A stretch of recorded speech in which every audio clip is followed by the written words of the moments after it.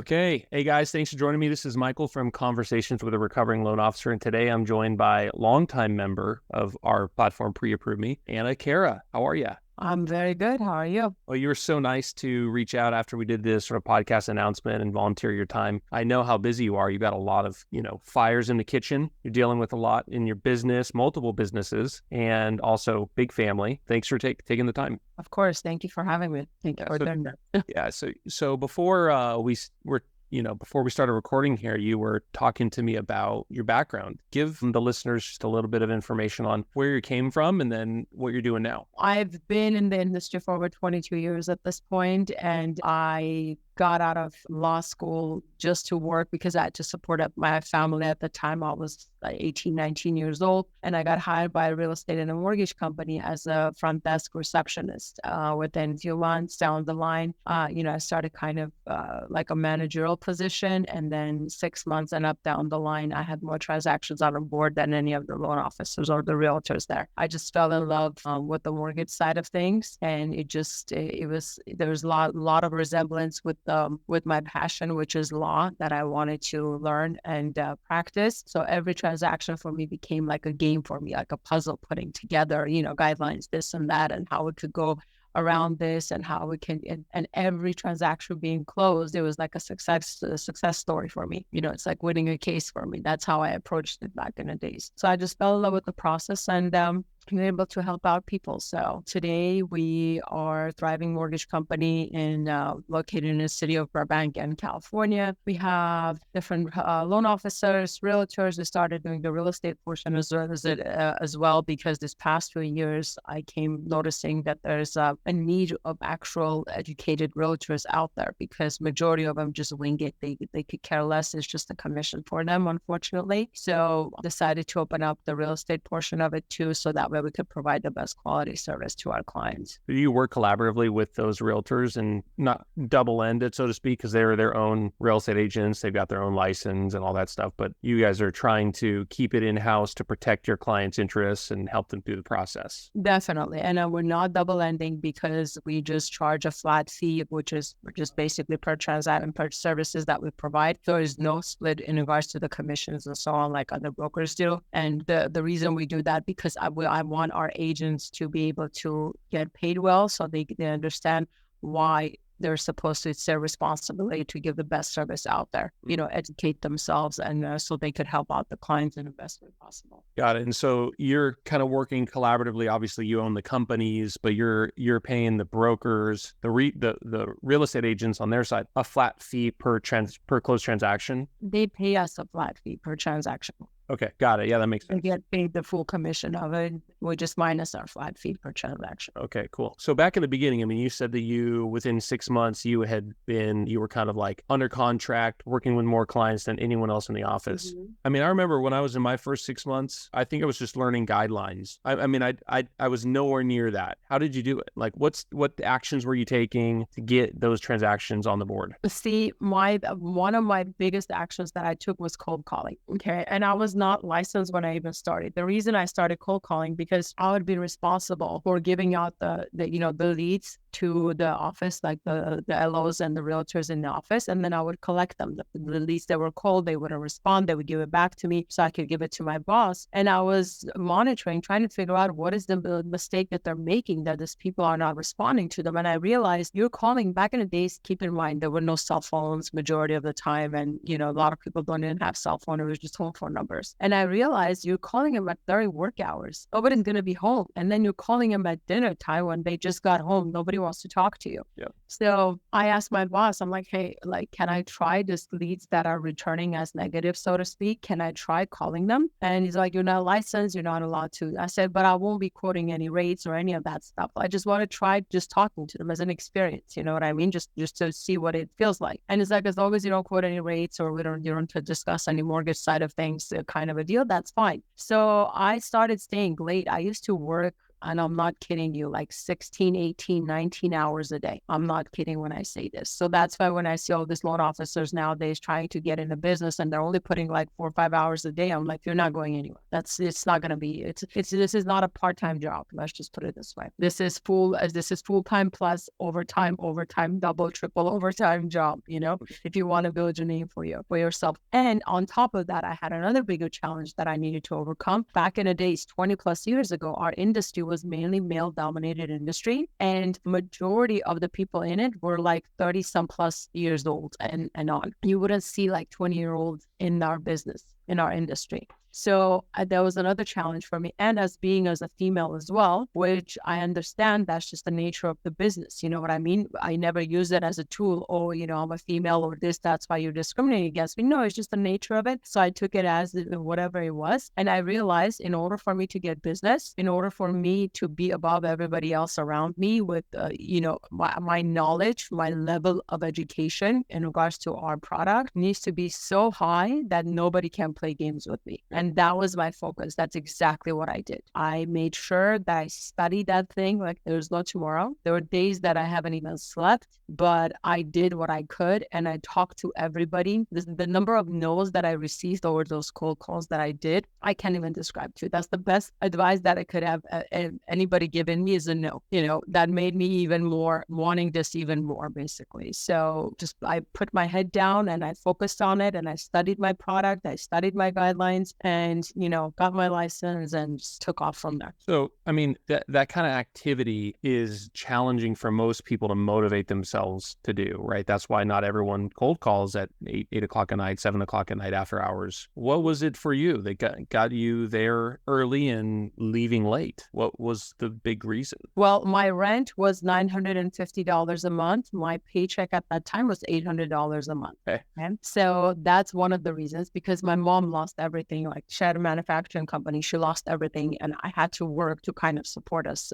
And that was my motivation at that time. Everybody talks about your why, your why, your why. My why was like, at that time, I needed to support my family. Over years, your why changes because things in your life change, obviously, and you need to update that. A lot of people, I think, they lose motivation because they don't update their why. They started off with one why, and then, 10 years down the line, they're still stuck to that same why, but their life has completely changed. So you can't have that. You cannot have the same reason as to why you're doing certain things. And the reason has to be bigger than you in order for you to push. So there was no turning back. There was no excuses. I didn't have any, leisure to fall back. I didn't have any, it's either do it or don't, basically. There's no turning back. That's it.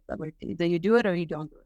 So essentially you're saying like, well, there's like a figure of speech that comfort is the enemy of progress. And you're just saying like you were in this uncomfortable position and had to find a way out. And you knew based on your experience, even if it was limited, that there were people in your office making enough money doing these activities, closing deals, and that there was a pathway there for you if you were motivated enough to close those deals. Yeah.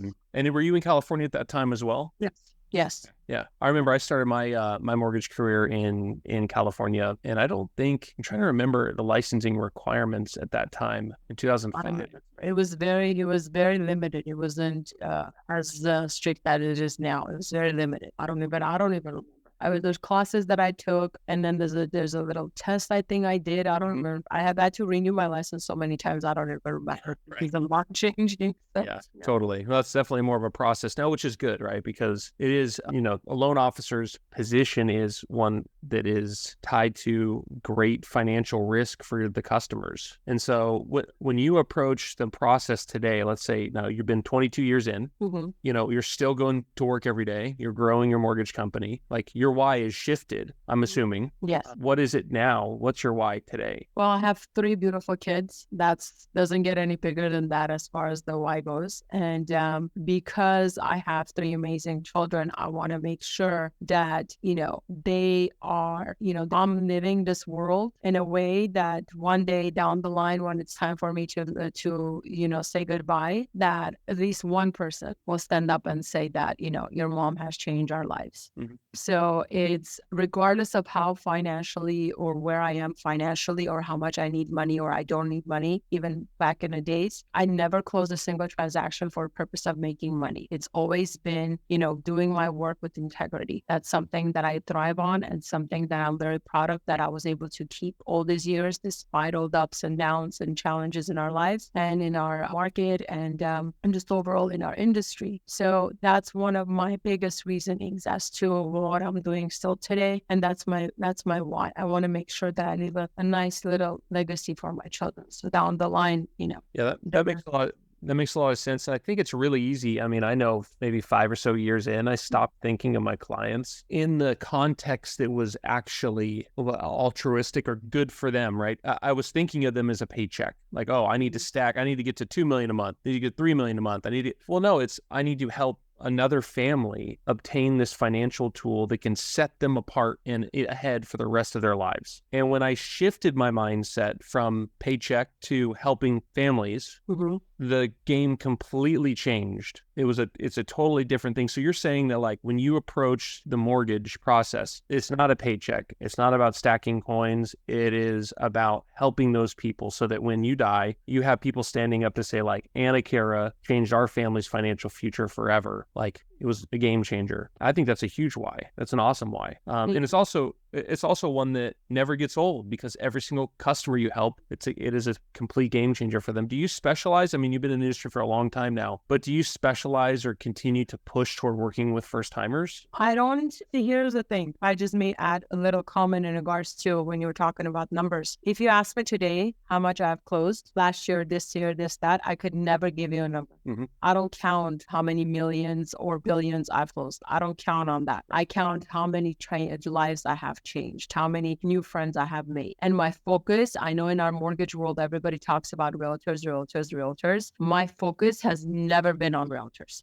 Never. It's always been on the clients. So that's why when market shifts, everybody starts panicking. And I don't panic because if market is shifting, I'm still going to have my clients because those clients, are going to be getting home equity line of credits. They're going to refinance. They're going to cash out. They're going to debt consolidate. And the realtor is not going to get you those clients because at that time they forgot about their realtor and they could care less about their realtor. You know what I mean? So it's the relationship that you build with your client. That should be your main focus. And as far as specializing it, I don't specialize specifically in first-time home buyers, but because of the trust level that I have built in a community, majority of my clients are automatically becoming first-time home buyers because of referral basis and referral not by realtors, referral by word of mouth from previous clients. So it just automatically becomes that, but we mainly specialize in, self-employed borrowers because again, in the Armenian community, there's a lot of people who are self-employed, they own their businesses and so on. We help them structure their taxes because again, a lot of them don't understand how taxes work. And that's another issue that we have in our industry that, the accountants, they don't give the advice. The client tells them we don't want to pay taxes. The accountant goes, okay, but without actually explaining to them, you're shooting yourself in the foot by not doing this because down the line, you're not going to be able to this or that. You have to explain everything to them. Yeah, so that is a big issue, right? Yeah, it's an extremely big issue. And I see so many people, unfortunately, because of that, have to end up getting stated transaction, which is a higher cost and higher rate and end up paying a lot more money. I always tell them, like, what's the difference? Well, why don't you just pay the IRS? You have clean taxes. Everything is good. You can get a decent rate on your mortgage. You can get a decent loan. You know what I mean? Once you explain everything to them, I think they're like, okay, this makes total sense. Yeah. What's the point of running away from showing taxes? So that's where it's at. I always found, this is maybe one of my shortcomings as a loan officer, right? I was very good with my clients. Generally speaking, they liked me. I created good, I don't know if you want to call it conversion, like from application to closing of a deal, because I could build rapport with my borrowers and, maintain their attention for that period of time. Where I really fell short in my career was staying on top of following up with those past clients of mine. Mm-hmm. So if your business is built today on primarily word of mouth referrals from your past clients, that you've helped, how are you staying top of mind and in touch with them so that when they think mortgage, they think Anna Cara? Because I know, even though you're very good at hand-holding them through the process and building rapport like I was, I know that for a lot of people, a mortgage transaction is once every 3 to 5 years. It's not necessarily enough to be on top of mind 5 years from now when they're thinking about a mortgage again. So how do you stay in front of them? Well, one of the ways that I did this, I started doing social media, just like Instagram and Facebook and so on, about 7 years ago at this point, 7, 8 years ago. And when nobody was doing it, I know that's what everybody was going to go down the line to. So I started doing the social media because I figured that's the easiest way. Imagine you just do one post and based on your followers, you just automatically, reach all of them, and plus new followers or new clientele as well. And it's easy to share, and it's easy to, just spread the word of mouth. Again, it's very easy to do. And when I sat down with the people that were doing my social media at the time, I'm very involved. I'm very hands-on. Like everything needs to go through me. I did the structure of it. I did, logo design, this, that. I'm very hands-on in regards to that. A lot of people think I'm as an analytic person because we're involved with numbers and so on, but I have a very creative side of me, which a lot of people don't see. But then I was able to use that with my social media, so to speak. And one thing again, I said integrity. I could care less about likes. I could care less about followers. I could care less about anything. If one person can gain something out of the content that I'm putting out there, then that it's worth it. You know what I mean? I'm not focusing on likes and followers and all that stuff. So all the information that gets put out there, it's very thought through. It's done with integrity. It's something that either I have experienced or I know for a fact that's how it is. I don't just post anything out there just for the purpose of getting likes, clicks, and shares. You know what I mean? Or followers. So that's the best way nowadays to do that. I know we've been involved in the past couple of years, a lot of mastermind classes. We sat down with Gary Vee. Cardone. You name it. There's a lot of people that I've been working on. We have another event in Vegas in July. And, it's basically just branding yourself. You have to look at yourself as a business nowadays, as a loan officer or a realtor. You have to look at yourself as a brand. And one of the ways that I built my brand, where it became a household name, so to speak, especially in our community, is I started sponsoring a lot of events, dance competitions, concerts, this, that, a lot of events. And we do a lot of charity work, with Anna Cara Foundation as well. We do a lot of charity work. I've been doing that for over 13 years at this point. So I'm very involved in a community. And then, of course, sponsorships as well, and social media. And also showing people the personal side of me, but not too much. I don't want to overwhelm people, but also letting them know I'm a human being at the end. I'm not just a person that does loans out. At the end of the day, I'm a human being. And because they're able to relate to you, they're able to make that connection. If they don't relate to you, if you're just information giving, that's the only thing you're doing, they're not going to stick. One thing you see today, I work with hundreds of different mortgage companies, and I can probably count on one hand how many companies name their mortgage company after themselves. Usually it's some ideal, or it's something that they think is catchy, or it's something that they think is, relatable, but very rarely do they build in sort of the influence if somebody sees your mortgage company's name, they see you, they know who you are, and then that sticks with them, that your name sticks with them, not Integrity Mortgage Solutions or whatever. That's a super old mortgage company. I can't believe I remember that name.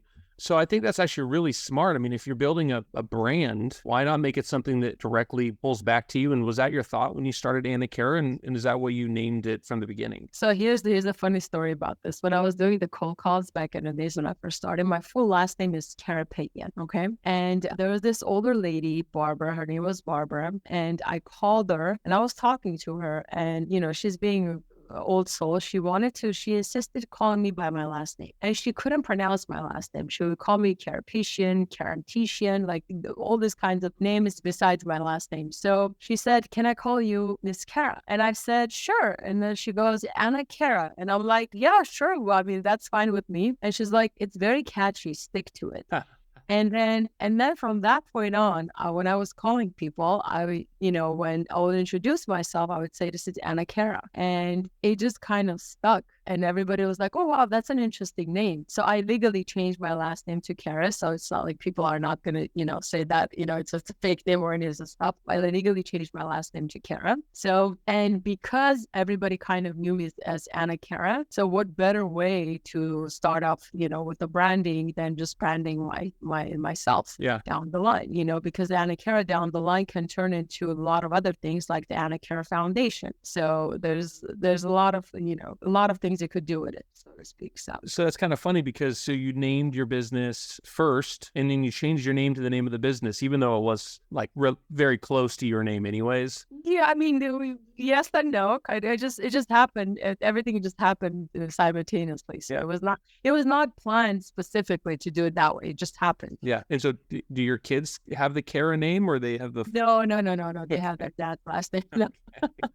They have their dad's last name. Oh man. I was curious. Yeah. I've got a blended family. So we're dealing with a lot of weird name, stuff over here too, trying to figure out who's going to carry what name and it's a big deal. Nice. So good. My 10-year-old actually told me last week, he's like, so when are you hiring me? I'm like, well, it's funny. You mentioned social media, but I've been watching, I follow a couple financial, advisors on social media. And like lately the rage is based on the tax code, you can pay your kids $12,000 a year untaxed to work in your business. And so like all these people, they're saying they hire their kids for that full amount, put it into an account, they invest that money for them. And then your business gets a direct write-off as a result of that. And they pay no taxes on that money. Uh-huh. So the answer is like your 10-year-old should be starting tomorrow. I know.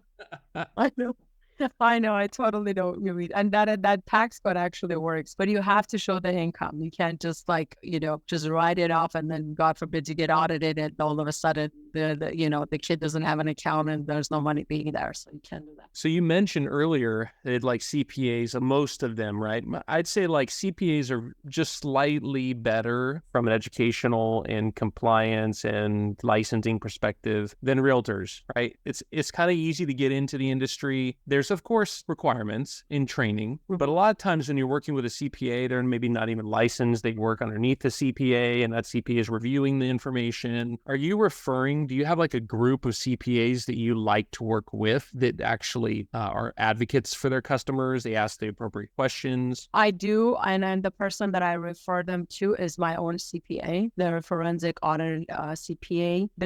She is one of the owners of the company will turn out to be like down the line. We became really good friends. They're the head CPAs for Jimmy Kimmel Live. So they're very, very, educated when it comes down to numbers. And one of the things that I appreciate about her is that she's not the one that's going to say, yeah, okay, you don't want to pay. We'll not show it. No, she will sit down and explain to you why you have to show this, because if you get audited or this is the reason why and so on. And we work very closely together with our clients as well, especially with investors. We structure their portfolios all together, like whatever properties they have, what are the rental incomes and so on, just to make sure that we open up enough space for them to, to invest more. So you want to have an accountant that is not just there saying, yes, we could do whatever you say we could do. You never want to work with those people, period, because they're not there for your benefit. They're just there to collect money from you, pushing papers around. So Yeah, that's something that, and you may relate to this since you came from a law background, but like finding an attorney, a lot of times their job is to sort of like get approval to achieve the thing you want them to achieve. But reality, what you need is an attorney who will actually like go against your desires to tell you why it won't work, like the risks involved. And, I haven't invested enough time or money or energy into my CPA. Fortunately, I've got a good CFO who handles all that stuff on the other side. And I'm hoping he's honest. But I know he is. He's my business partner. But, it's that definitely a big mystery for me, the tax code side, for sure. So your customers then now coming from your current existing database, and you mentioned that you don't really work with realtors as like a preferred referral source, but I've got to imagine that you do have realtors referring you business because they appreciate how you approach the mortgage process. I do. And also another thing, which is, something that a lot of people in our industry are afraid to talk about. It's, when they give out kickbacks to the realtors for referring people to them. And it's a strict no for me. Yep. I don't pay anybody to do business with me. I'm not into that game. I didn't, survive this industry for so many years for me to be able to be, for somebody to be able to buy me basically at the end of the day. And I don't want to pay anybody to work with me. You work with me because of what we stand for and what we can do and what service we'll provide to your client. Yeah. So that's, the realtors that we work with, they know that very well. And, they refer clients to us because we just get it done, period. And we take care of their clients from A to Z. Realtors are not involved in a process. I just tell them, give us a name and a phone number and we'll handle the rest. You don't have to worry about it. Go work, focus on your next transaction. So. Yeah. You said the no part out loud there with the kickbacks. I've never actually had a loan officer admit to me that they do that. Although I did have one tell me that they found a way around it. They had built this third-party company. It was like a lead aggregation company, and they would refer the old. Oh man, it was like this Ponzi scheme kind of.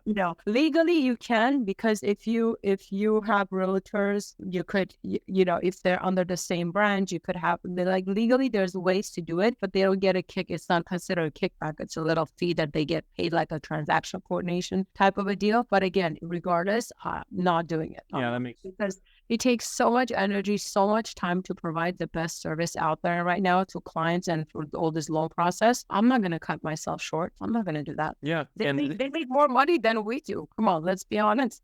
They make more money than we do. It's like, and we're the ones who are closing the transaction because we're the ones who's holding everybody's hand. Yep. And like this morning, I had a signing. I had to change that closing statement 5 times. I'm not kidding you. The escrow officer kept messing it up. I'm like, are you serious? The client is sitting in front of me right now, and you keep making the same mistake over and over again. The realtor doesn't have to deal with that. We're the ones who are dealing with all of that. Yeah, it's definitely a fast-paced, industry. And you've been running your own company for, like you said, you started it, what, a couple years in? Yeah. 2 years, 2.5 years in. And you're like, you said a lot of your clients, because have the same background, they're very entrepreneurial. Yeah. So was it kind of always in the back of your mind, hey, eventually I'm going to start a business, I'm going to be running my own thing? And was that something you grew up in, a household with that kind of mindset, or did you just learn it? I think I was just, it's something that I think it just comes in my blood. I was just born with it because, my grandparents both were entrepreneurs back in Soviet Union. It was illegal for you to be an entrepreneur. My mom's dad, my grandpa spent 3.5 years in prison actually for being an entrepreneur in Russia. And I've seen war in my life for 3 years. We didn't have water, electricity, and so on when Armenia actually, Soviet Union collapsed, when Armenia became independent. I've seen it all. I lived without my mom for 2.5 years in Russia when she came to US in 94. And then almost 3 years later, my brother and I came to this country. And I've seen it all pretty much, kind of a deal. So it's always been in me. And I never, again, nothing was planned. You know what I mean? I was going to law school because I just want to become a really amazing attorney. So, and then things have changed, and I was just I had to switch things around, just got into the business, and I just fell in love with the business. The opportunity level that we have in this industry is unmatched to any other industry. If you really truly work the way you're supposed to work, you get paid more than any attorney out there does. I was just going to say that, attorneys are billable, right? Hourly billable, and the best attorneys are $1,000 an hour. Well, if you're a good loan officer and you built a good team, you can make way more than that on the mortgage side. It's minus the student loans. Minus the student loans, minus the overhead, minus the headaches and the legal pressures, tied to it. There's so much, more flexibility there than on the legal side. And most attorneys don't make anywhere near that. They make the $300 or less per hour. And then you're literally being billed for your time versus being able to build a system to deliver the best possible mortgage experience for your clients. Now you mentioned your grandparents were, your grandfather went to jail for 3 years in Russia for being an entrepreneur. I had no idea that was a thing until a couple of weeks ago. I watched a movie on Netflix called Tetris. Have you ever seen that? No, I haven't, but I've heard about it. I had no idea I guess I really had no idea how a communist country operated. Mm-hmm. And in that country, in the movie, they kind of go into detail about how they were trying to get this game out of the country and license it, but the government had to be involved at every step of the way and sign off on everything. And I was just blown away by that because, of course, I grew up in, the United States where you do what you want, as long as you're paying your taxes, you're good. And so that's crazy that you came from that background and you had a grandpa that went to prison for that. Yeah. So it's again, as I hear somebody else talk about it, I'm like, oh my God, that is kind of like, it's a lot. But as you live through it, and it's that, mentality, I guess, as a child, when I experienced war and I experienced, living with, I was 9 years old. Like, I woke up one day and my mom was gone, kind of a deal. She had to fly to US because of the war and everything else to get us out of Armenia. And imagine living without your mom for like 2.5 years, 3 years almost. And back in the days, there was no, FaceTime, Skype, or the WhatsApp, or whatever it was. I only spoke to her like 3 times out of those, the few years that I've been without her. And as a parent right now, I can only imagine, like, I don't even want to imagine having a day without, spending the day without my kids. There's so much sacrifice that went in there, and that mentality, just never giving up kind of a deal, just pushing forward. It is what it is. You just have to deal with it and just push it forward. And there's no excuses. Yeah, there's no excuses. You just have to learn and be the best at what you do. And that's it. I think that it's hard though, because especially in the United States today, you're dealing with essentially like a culture of kids who have wanted for nothing. And when you come from a time that is tough, right? Tough times build strong people. Strong people build good times because they work hard. They try to succeed. They, make it easy for their kids. Good times build weak people. It's like a cyclical nature, but in countries where it's all tough times, you get a culture of people that are tough and they find a way of making it work. And I'm seeing today, like even with my kids, I'm really struggling with them because they've wanted for nothing. They always had food, and they always have access to me. They always have, clothes. There's no challenges in their daily life. So I've been trying to figure out, how do I build toughness into these kids who have essentially needed nothing, And it sounds like your history may have played a role in getting you to where you are today, because you've experienced the tough times, and as a result of that, you've got that toughness to you. That fair?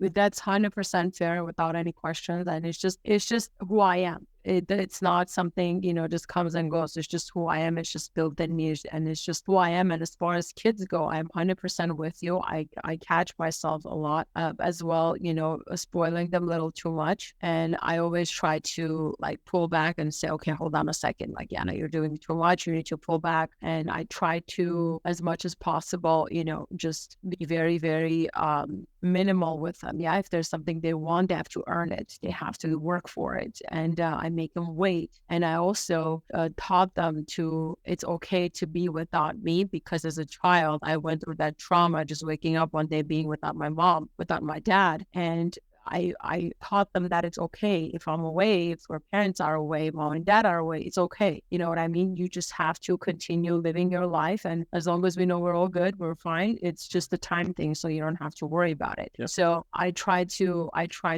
make sure that's how they're raised. So they're not lost.